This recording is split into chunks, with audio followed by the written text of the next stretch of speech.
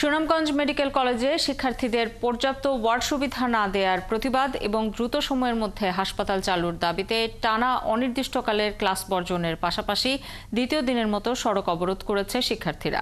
রবিবার সকাল 10:30 থেকে সিলেট সুনামগঞ্জ সড়কের মদনপুর এলাকায় সড়ক অবরোধ কর্মসূচি পালন করছে আন্দোলনকারী শিক্ষার্থীরা। অবস্থান কর্মসূচি তুলে নিলেও ক্লাস বর্জন কর্মসূচি অব্যাহত রাখেন মেডিকেল কলেজের শিক্ষার্থীরা। তারা জানান, প্রথম দফা অবরোধ তুলে নেয়ার পর ওয়ার্ড ক্লাস সুবিধা এবং হাসপাতাল চালুতে কার্যকরী পদক্ষেপ না নেয়ায় আবারও অবরোধে নামেন তারা।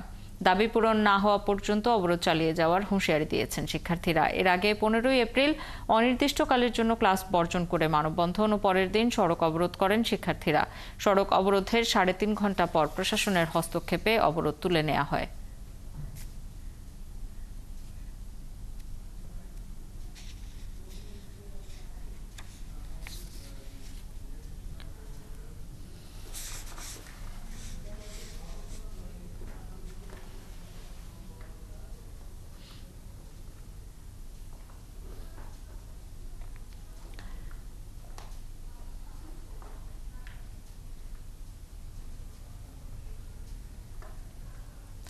মেডিকেল শিক্ষার্থীদের সড়ক অবরোধ কর্মসূচির সবশেষ পরিস্থিতি জানাতে সুনামগঞ্জ থেকে যুক্ত হচ্ছেন সহকর্মী নূর।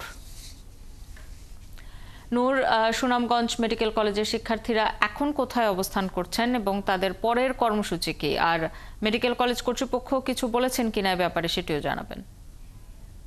যেমনটা বলছিলেন, দীর্ঘ 1 ঘন্টা সময় ধরে আসলে শিক্ষার্থীরা সড়কে অবস্থান করছিলেন এবং তারা সড়ক এক কথা বলা যায় যে দুপাশের গাড়ি আটকে দিয়েছিলেন। এবং আমরা দেখছি কিছুক্ষণ আগে এখানে সেনাবাহিনী ঘটনাস্থলে এসে শিক্ষার্থীদের সাথে অনেক সময় আসলে বোঝার চেষ্টা করা হয়েছিল, কিন্তু আসলে দেখা গেছে শিক্ষার্থীরা অনেক ক্ষেত্রে দেখা গেছে শিক্ষার্থীরা তারা তাদের মতো করে আসলে সেনাবাহিনীর সাথে একটু তথাস্থিতি করার চেষ্টা করেছে। কিন্তু আমরা দেখলাম যে কিছুক্ষণ আগে এখানে সেনাবাহিনী তাদেরকে আন্দোলনকারীদেরকে ভেতরে আসলে নিতে সক্ষম হয়েছে। এবং আমরা যদি এ পাশটা দেখানোর চেষ্টা করি যে সড়কটা এখন পর্যন্ত যান চলাচল স্বাভাবিক এই মুহূর্তে করা হয়েছে, কিন্তু আমরা এখন একটি উত্তপ্ত পরিবেশ দেখতে পাচ্ছি, কেননা ক্যাম্পাসে শিক্ষার্থীরা অবস্থান করছেন এবং দীর্ঘক্ষণ তাদের সাথে আসলে এই জায়গাটাতে একটি উত্তপ্ত পরিবেশ হয়েছিল।